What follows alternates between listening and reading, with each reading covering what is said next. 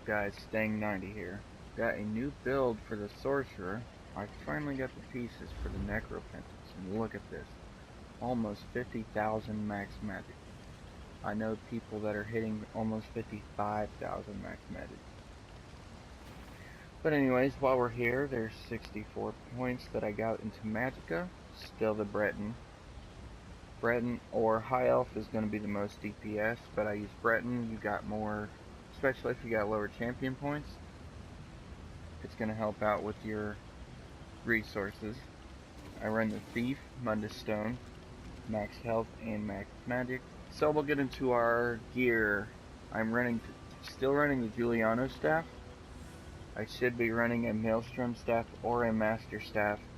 I got Destro on the front bar, Restoration on the back bar.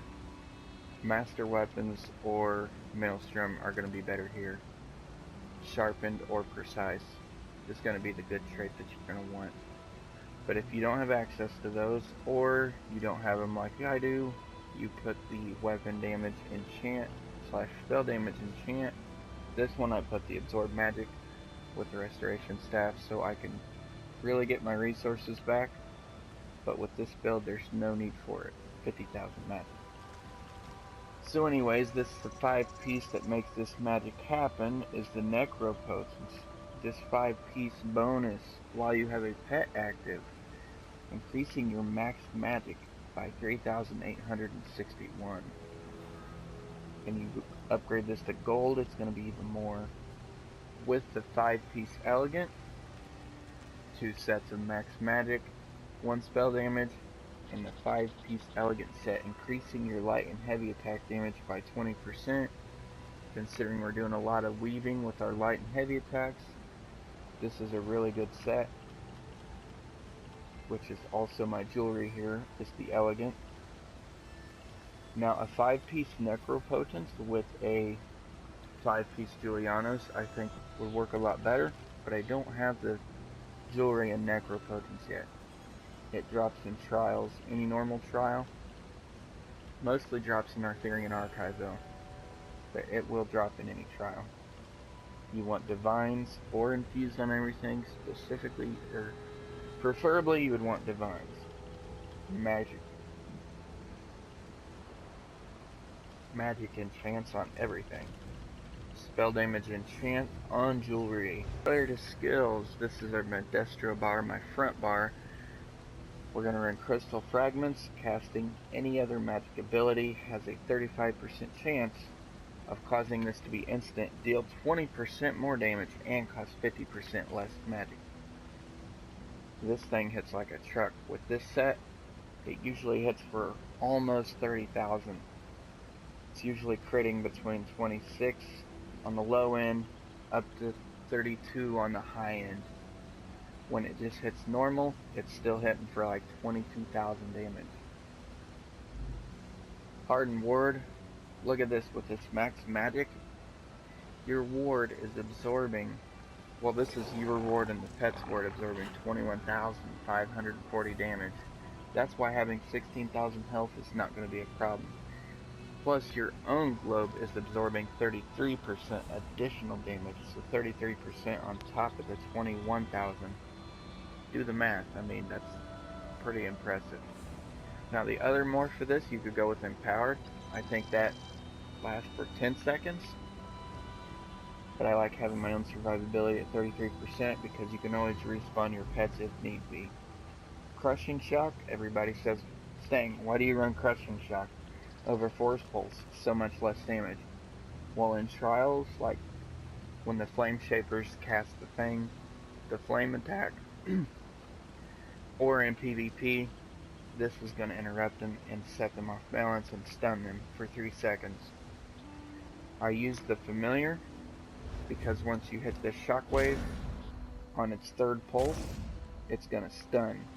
And as you've seen in the beginning, this thing crits for around 10,000. Plus right there, it has a chance to crack your instant crystal fragments when your hand's low and purple. Aegis, for the extra 8%, also increasing your physical and spell resistance by 1320. But the extra 8%, that's really getting us up there in the magic. Normally, if I run with group, I'll put on the Twilight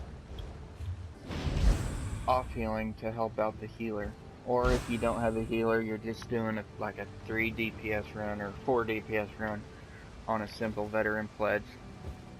You can provide that extra off healing that's going to help out your group tremendously. And with this max magic healing for 8,934, that's almost as much as my Breath of Life on my Templar. But just solo run, you're going to want to run, let's see, yeah, you're going to want to put Bound Aegis on, because in a lot of difficult content, the Twilight can't really survive too long on her own, because she only has around 8,000 health, I believe. For ultimate on our Destro bar, we're using Energy Overload. Charge your fist with the power, dealing 18,639 shock damage, with heavy attacks dealing 7,300. Each attack deals 3% additional damage and restores your magic. So if you do run into sustain issues, like if you have lower champion points, this is going to get your resources back. So let's go to our back bar. Back bar, Daedric Prey, we're going to keep this up constantly. You want to make sure you recast this. This is going to make your pets deal extra damage. Plus it explodes for 10,000 and usually crits. Critical for me for around like 20,000 damage. Plus exploding and dealing 4,800 damage to nearby enemies after 6 seconds. Making your pets deal an additional 55%. Now remember, our pulse is going to stun, plus it's going to crit for like 10,000 damage. So 55%, you're hitting around 15,000 to 20,000 damage just with your pet. That's just your pet, while you're leaving this lightning down, which is our second skill, and it's critting for around 5,000 damage a second. And enemies, or your allies, can activate Conduit, dealing area damage to, every enemy around it. Power Surge, we also want to keep this up all the time. This is granting us our major sorcery, which is increasing our spell damage by 20% for 33 seconds. While active, each time we're doing a critical hit, we're healing for 2550 health. This effect can occur every 1 second. Now I don't like that they changed it. It used to be it would heal for like 40% of your damage done. But hey, whatever. Again, you're gonna double or triple bar this actually. Your summon or your Twilight here if you feel, or if you're running with a group that needs some healing. Ultimate on our back bar, we're going to use Suppression Field. This is nice in a pinch. If you set this down, it's going to stun them, plus it's going to deal almost 2,000 damage every half second. So you're dealing 4,000 damage, not on a critical strike. The other morph of this, I forget what it's called, but it will heal you and your allies. On our overload bar, we got Interlight for the extra critical strike chance, Hardened Ward in case it goes down while we're in overload mode, Power Surge in case you're in overload mode and you run out. You don't have to run this. If you just wanted to go out of overload, put the surge back on, and then go back into overload, it would save a space on this bar if you wanted to use like with liquid lightning or something here. But I just keep this here. That's my personal thing. Again, you're going to triple bar the pet and the Bound Aegis / Twilight, whichever you have equipped here. So let's go to champion points. Not much has changed here. We go 100 into Magician, 77 into Arcanist, nothing here. 70 into Elfborn, increasing our critical strike damage.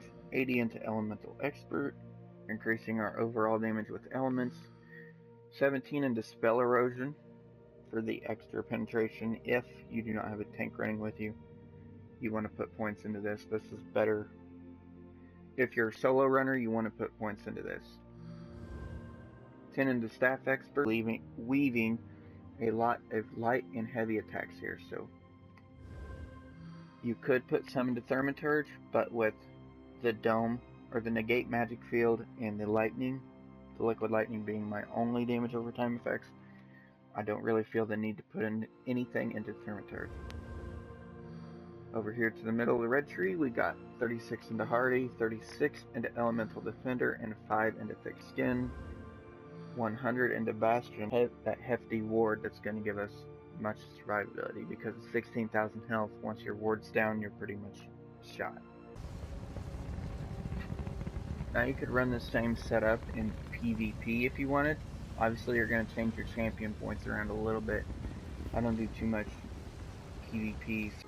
Is it hard to play a sorcerer now that they've changed the shields? I mean, it's became a little bit more for resource management, but with this set, you're running the Necropotence with almost 50,000 magic. You're not running into any issues. What you thought? Did you enjoy the video? What do you think of the build? Maybe you're running Necropotence yourself. You guys so much for watching, and we'll see you all next time. Peace!